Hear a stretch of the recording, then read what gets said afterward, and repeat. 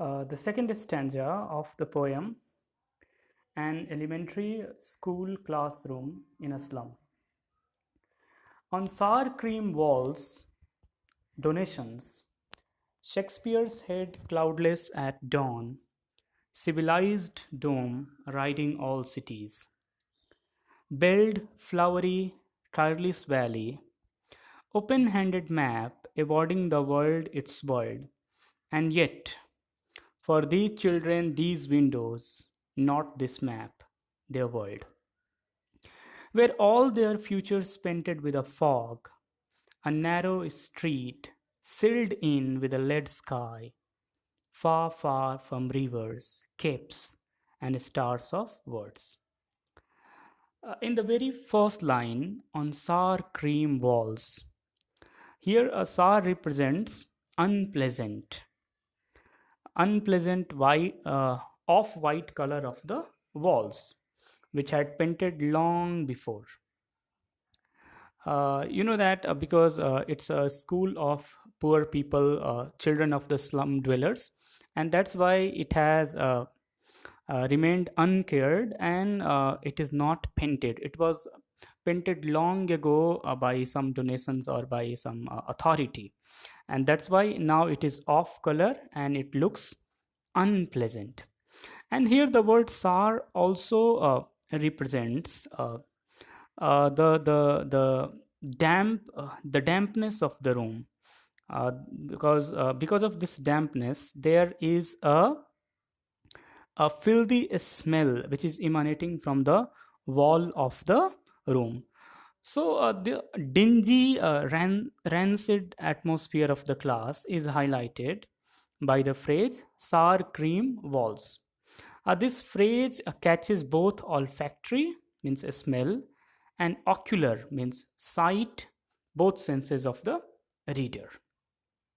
On sour cream walls, donations. Uh, you know that after comma it is written donations. Means on these walls there are a lot of things, and all these things are in the form of donations. The room is filled with donations. If you remember, uh, I had told you in the introduction of this poem that capitalist society treats poor in two ways. At its best, it gives charity to the poor people, and at its worst, it exploits them. Hence, the children are deprived of the basic amenities and basic facilities, yet they are given donations. So donations are what? These donations are not going to serve the purpose. These donations are not going to provide them what they really want to. Rather, it is a kind of tokenism, a symbolism. What happens everywhere, it also happens in our country, that poor people get a lot of donations in the term of food security, in the terms of midday meal, in the terms of uh, many kind of government policies. They are given a lot of things, yet they are unable to get out of their poverty. So does this really fulfill the demand and need of the poor people? Are these things sufficient to pull them out from their poverty? I don't think so.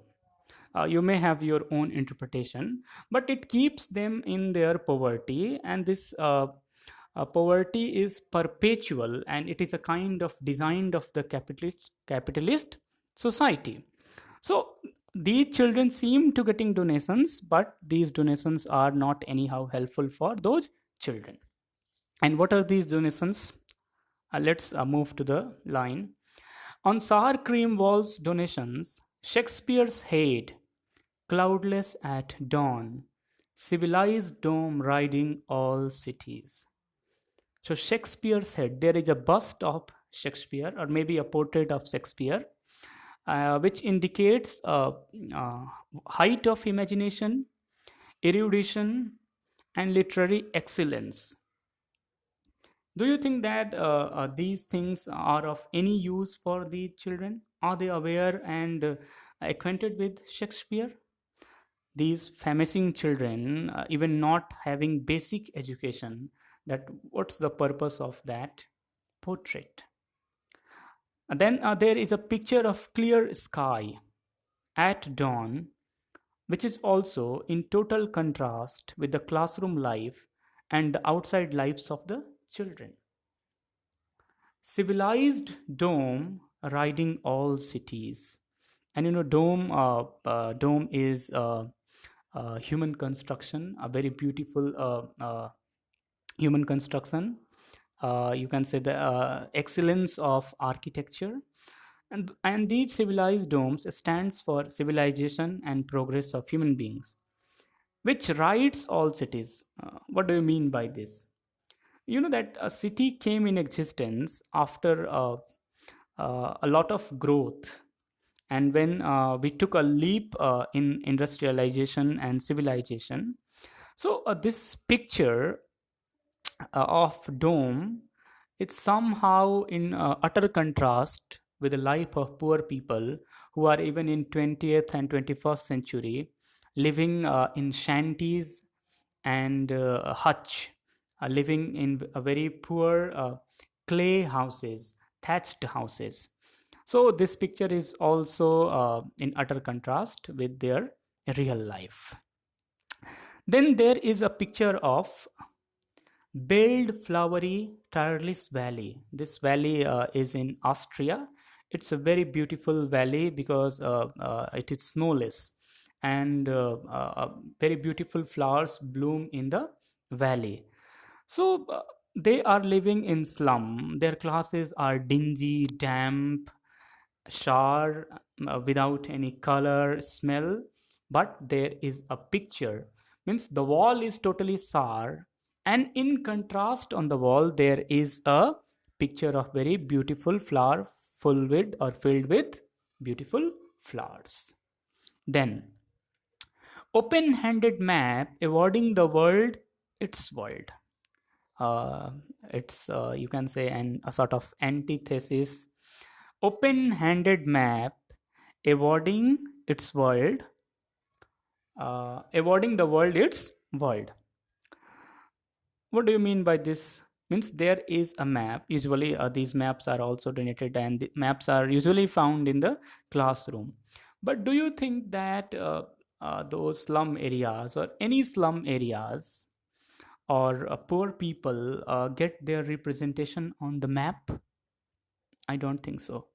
Maps only represent metropolis, mighty monuments, huge constructions. Map hardly represents slums and depravity of the world. So that's why the poet says, open handed map awarding the world its world. The world here means the world of these poor children, and its world means the world of rich people, the capitalist people who had donated this map. So these capitalist rich people are showing or giving the version of their own world to these deprived children. Means there is no representation of them on the map. Rather, it's everything about the elite class, about the rich people. I hope it's clear. If you have any problem, you may comment in the comment box and I'll clear it. Okay, let's move. Children, these windows, not this map, their world. But what is the actual map or what is the actual world of these people, these children? It is window. Means the world which is visible outside the window is the world they know, is the real world they know, not the world which is painted or depicted on the map. Children, these windows, not this map, their world. These windows through which they are looking out are their world, where all their futures painted with a fog. And fog, it's a very strong symbol used by the poet, because in fog nothing is visible. You cannot look even 20 meters, 30 meters. It means that their future is utterly bleak and blurred, and they cannot project themselves, they cannot dream of their future, they are not going to anywhere in the world. There is a very bleak possibility. So he says that the real portrayal is instead presented by the window of the classroom, through which the children can view day to day hardship. They have to face the pathetic condition they live in, and the children have a bleak future. All their future is painted with fog. So, this is in the sharp contrast to the beautiful tireless valley painted and dome donated to the classroom, which I just mentioned. A narrow street sealed in with a lead sky, far, far from rivers, skips, and stars of words. So, here this word narrow is very important. Here, narrow streets seems to represent and resonate the narrow prospect the children have, and the lead sky which seals everything. You know, lead sky are mostly found in industrial area. They seals the roof, and that's why the place becomes polluted, because nothing goes outside that roof, and these slum dwellers are bound to live in that polluted atmosphere, and it seals everything. They are bound to live in that space, and they are unable to move out of that space. So this narrow streets narrows their life, also confines their life in that narrow space, and there is no open space, open prospect for these poor children. A narrow street sealed in with a lead sky, far, far from rivers, skips, and stars of world. And these children's, again the same phrase, far, far from. It again reminds that how far they are from the romantic images of rivers, caps, and stars of the world. Means all the beautiful aspects of the life. Capes means you might have heard about of the Cape Town, the capital city of I think Pretoria is capital, means city of South Africa, and Cape Comorin, which is in India. So Cape is basically a part of any nation which is sticking out in the sea or ocean. And of course it's very beautiful because it's a very narrow point, and where lands end and sea starts, so you can have a very beautiful view of both land and the sea. So these children are far, far, far away from all these romantic images and sights. I hope this stanza is clear.